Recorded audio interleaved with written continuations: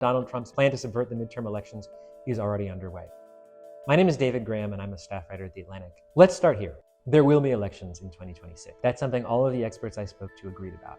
Partly that's because authoritarians love elections. They make things seem democratic, even if they're doing things behind the scenes to make elections unfair. We're seeing some of that already. We see the Trump administration bullying institutions like universities and law firms and media organizations. We also see threats against people like Letitia James, the Attorney General of New York, or Adam Schiff, a senator from California. What these do is they intimidate the opposition. The next thing that happens is you try to rewrite the rules of the election. So we see Trump pressuring states to redistrict.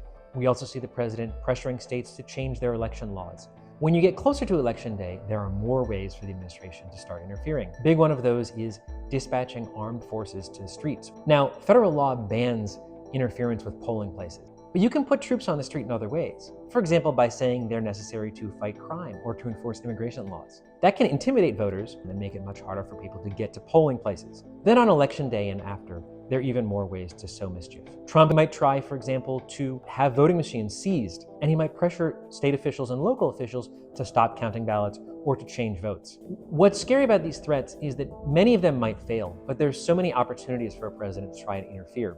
Some of them might succeed. The great strength of the American election system is decentralization. The president has no real power over elections under law, and the federal government has very little. Elections are run at the state and local level. And that means it's much harder for anyone to try to interfere with them, even if they can interfere with a single district or precinct. A second safeguard is the court system. There are a lot of concerns about courts in the Trump era, but courts have not looked fondly on challenges to election law. And when Trump and his allies have tried to challenge elections in the past, they have not succeeded. The final and most important bulwark for democracy is the American people. American voters should be worried about the 2026 midterm elections, but they should also not lose hope. They are the bulwark of democracy.